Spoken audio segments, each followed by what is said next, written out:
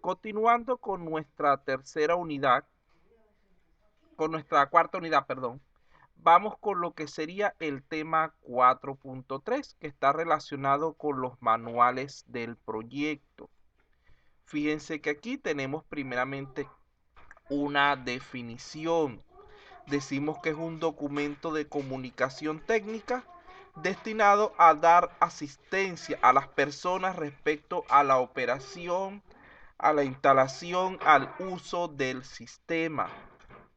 Fíjense que el objetivo de este tipo de herramientas es servir como una guía útil y entendible para cualquier usuario de la aplicación.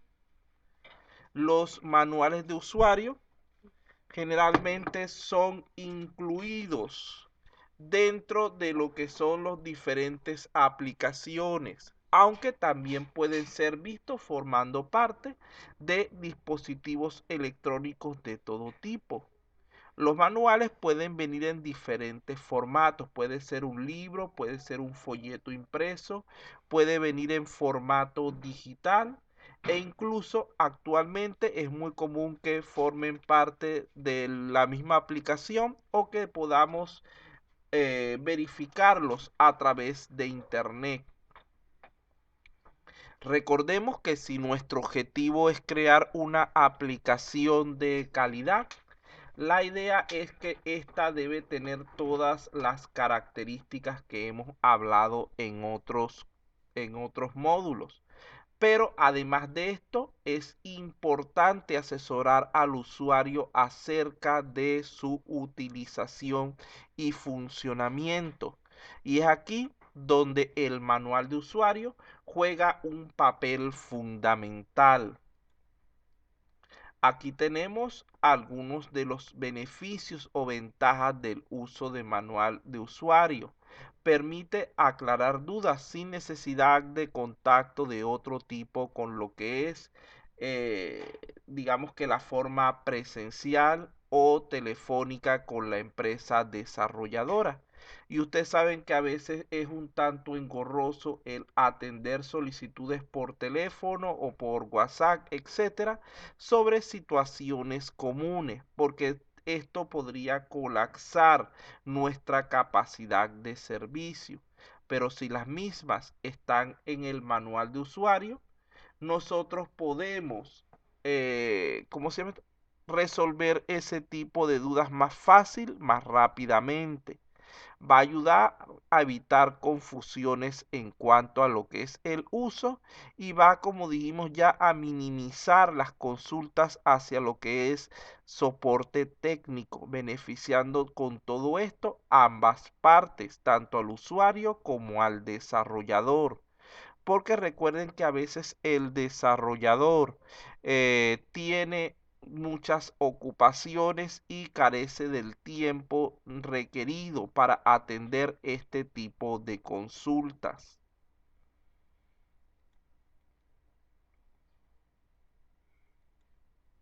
Aquí decimos entonces que el manual de usuario es un documento explicativo que nos permite resolver dudas tanto acerca de las técnicas básicas de uso del sistema como acerca de las técnicas avanzadas que éste pueda incluir.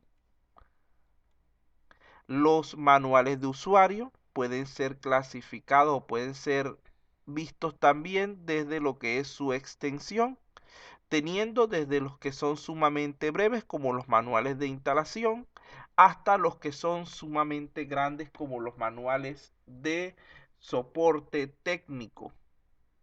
Fíjense que en cuanto a sus características, su objetivo es el conocimiento, uso y aprendizaje del sistema.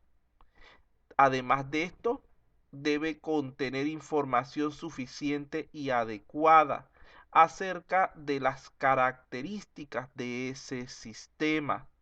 Por otro lado, el lenguaje que vayamos a utilizar deberíamos procurar en todo momento que sea acorde al perfil de ese usuario que lo va a leer, que lo va a accesar. Por ello, nosotros decimos que los manuales de usuario deben ser fáciles de usar y aprender. Deben ser una herramienta para lo que es el apoyo en el entrenamiento y capacitación del usuario. Y no tienen un costo realmente durante lo que es el desarrollo del proyecto, porque pueden ser originados en base a la documentación que se va generando para el proyecto. Ayudan al usuario a aclarar dudas, presentan las funcionalidades y procesos del sistema y brindan soluciones inmediatas a diferentes problemas. Imagínense, por ejemplo, que es sábado en la tarde o viernes en la tarde y se presenta a las 5 de la tarde un problema que podría ser solucionado si leyéramos un poco el manual. Pero como no queremos usar el manual, simplemente nos comunicamos con el servicio técnico. Y a final de cuentas no les da tiempo porque no nos entienden la explicación de llegar a atender a solucionar ese problema hasta que termine ese fin de semana. Es decir, hasta el siguiente día lunes. Esto sería problemático porque implicaría detener las operaciones durante lo que sería lo que queda del viernes, el sábado y el domingo en caso de que trabajemos ese día también. Y esto se podría evitar simplemente con revisar con un buen manual de usuario. Vean que también podemos clasificar los manuales de usuario según su alcance en de tipo general, cuando son capaces de abarcar diferentes productos de una misma familia, y en de tipo específico cuando están enfocados en un único producto, en una única aplicación. Sus desventajas, en primer lugar, se corre el riesgo de que no sea usado por el cliente, de que a pesar de que diseñemos un buen manual, el cliente no le preste la atención debida, y esto es más común de lo que podrían ustedes pensar. En segundo lugar, requieren de actualización constante, que sería algo de trabajo adicional, ya que si no pueden perder la vigencia. Esto realmente no es una desventaja en sí, pero lo se está incluyendo aquí, porque realmente si nosotros actualizamos el sistema y no actualizamos el manual, sería algo muy poco lógico. Nosotros debemos ir actualizando el sistema de manera simultánea. Debemos también actualizar los manuales correspondientes. Por otra parte, va a presentar problemas o bueno, puede presentar problemas con lo que es su diseño y su elaboración, especialmente si no dedicamos el suficiente esfuerzo al mismo o si la persona encargada de dicho proceso no cuenta con el conocimiento y las habilidades necesarias, pudiendo convertirse más que en una herramienta de ayuda en un problema adicional, donde al hablar de estos errores de diseño y elaboración, podríamos incluir principalmente los siguientes. En primer lugar, una información muy básica o imprecisa, donde no hayamos alcanzado el nivel de detalle suficiente para que la misma pueda ser comprendida correctamente.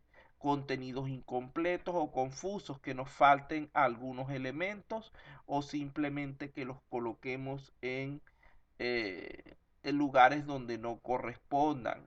Que los pasos que hacemos para explicar carezcan de secuencia lógica. Vean que todas estas son situaciones que, aunque parezca tonto, son bastante comunes que se produzca a la hora de elaborar los manuales.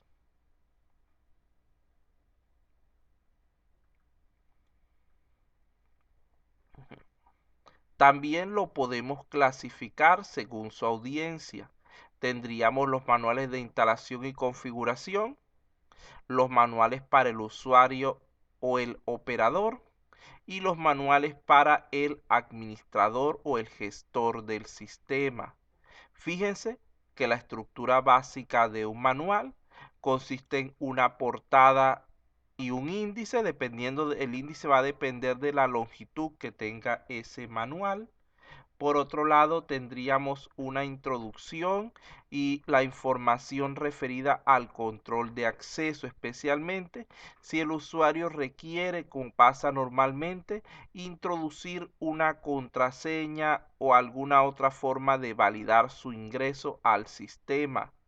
Tendríamos la configuración y los requerimientos de esa aplicación. Tendríamos lo que es el cuerpo del manual, es decir, cuál es el funcionamiento y uso de esa aplicación.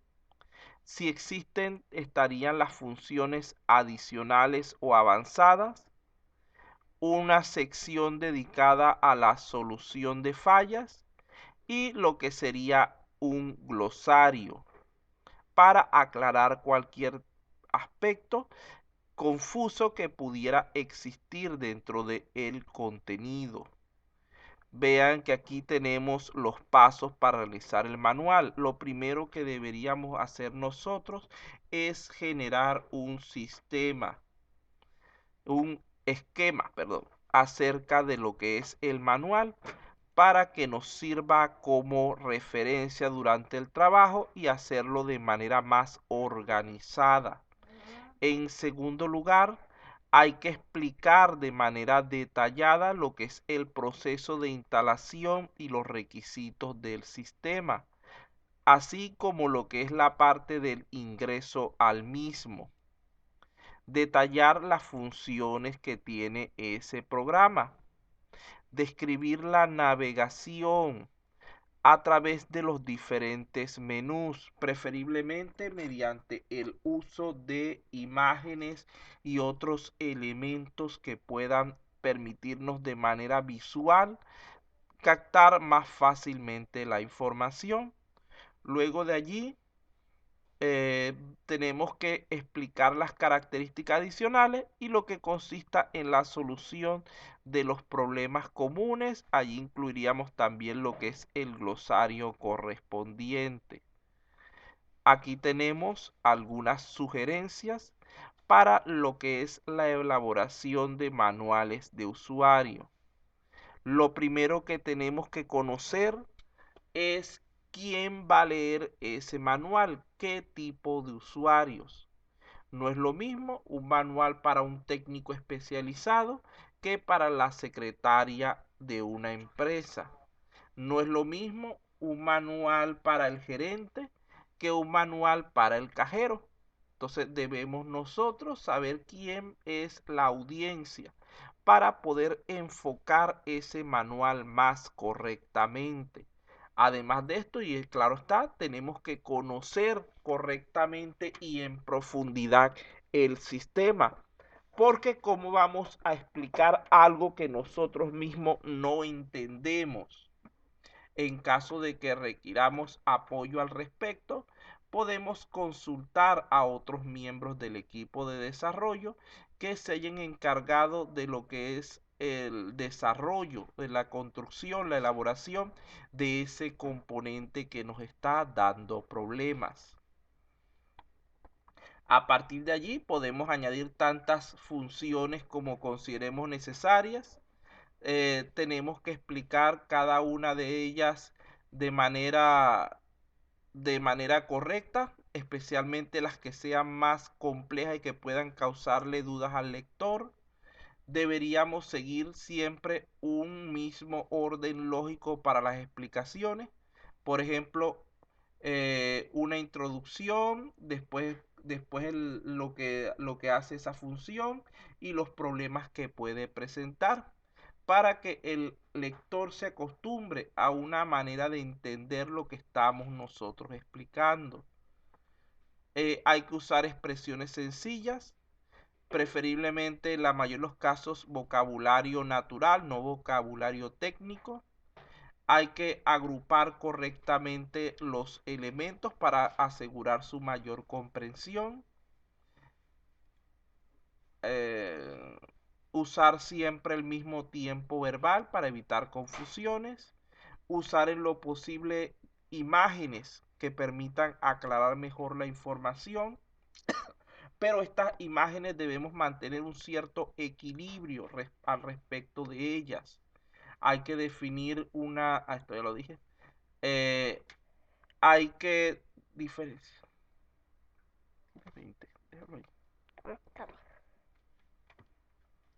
Hay que definir una correcta estructura con un número de fuentes mínimo y que resulten bastante legibles.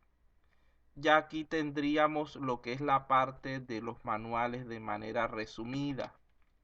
¿Alguna pregunta, alguna duda?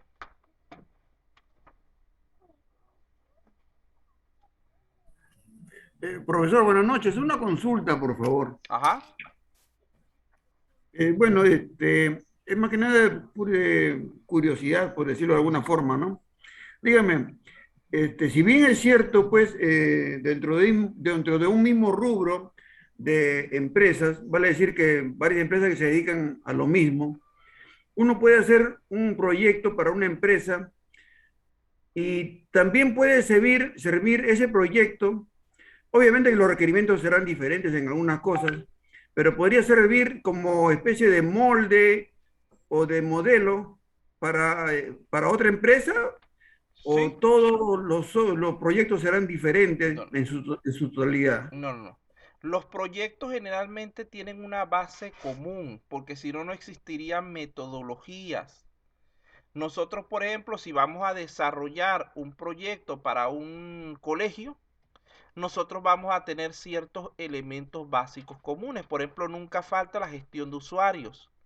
Nunca falta la base de datos, nunca van a faltarnos ciertos elementos que son comunes, por ejemplo, la parte académica, la parte administrativa. Lo que cambia es que cada proyecto varía en cuanto a la forma luego en que vamos a implementar eso. Por ejemplo, para un colegio X podemos tener tres características, pero para el colegio Y de esas tres características se mantienen dos y hay una diferente, por lo cual sí podríamos usar un proyecto anterior como base para un proyecto nuevo. Y eso es lo más común, porque ahorra tiempo, ahorra esfuerzo, pero recordemos que la ideal es que sea solo como base. Es decir, que busquemos analizar correctamente los detalles de cada situación en particular para ir optimizando esos modelos que ya tenemos en base a lo que necesita cada uno de esos proyectos. Recuerden que dijimos al principio que cada proyecto es único, pero al mismo tiempo tienen que compartir características comunes. Es como se dice que cada persona es única. Todos tenemos dos ojos, una nariz, o todos normalmente, porque sabes siempre que hay los casos excepcionales, pero todos tenemos dos ojos, una nariz, dos orejas, una boca. Pero la forma que tienen esto, los colores, etcétera, pueden diferir entre uno y otro. Y esas diferencias son las que nos permiten, en el caso de los proyectos de desarrollo de software, generar las ventajas competitivas.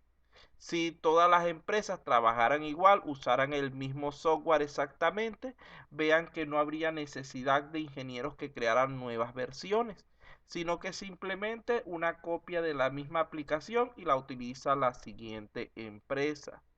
Pero normalmente, por muy estandarizada que sea la aplicación, va a tener la necesidad la empresa de buscar la manera de adecuarla correctamente a su situación en particular. Por ejemplo, si ponemos el caso del Word, el Word es una aplicación estándar que todos lo tenemos instalado de la misma manera.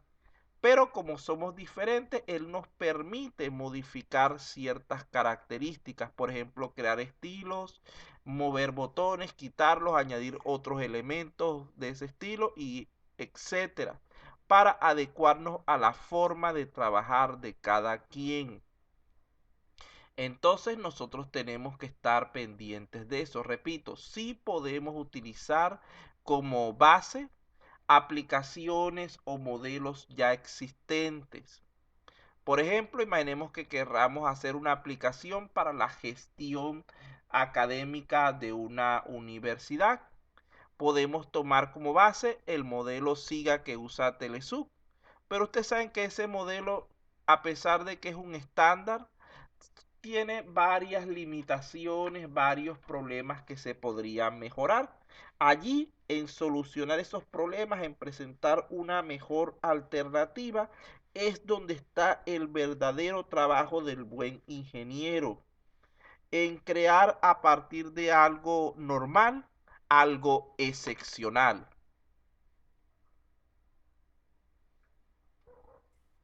Profesor, y en el acta de constitución, cabe la posibilidad de que el cliente quiera la exclusividad del proyecto, del software, para que evitar sea pues copiado.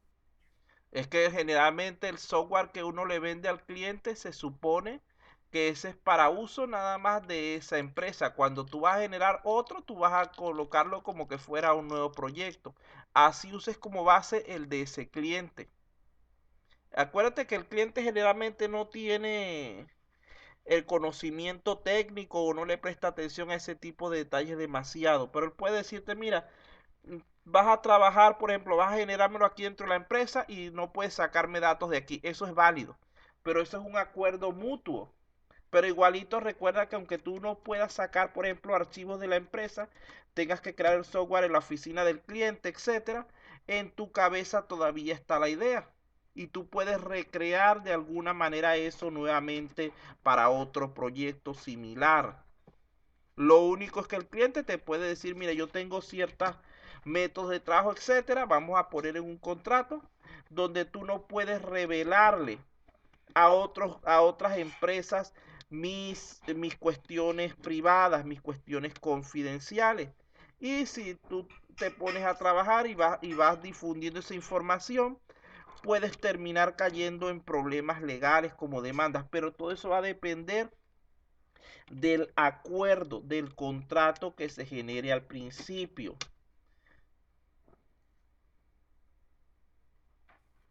Gracias, profesor. Muchas gracias.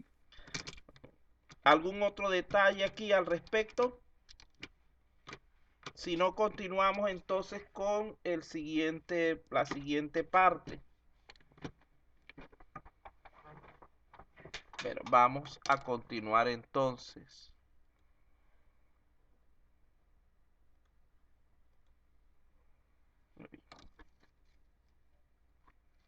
Muy bien, vamos entonces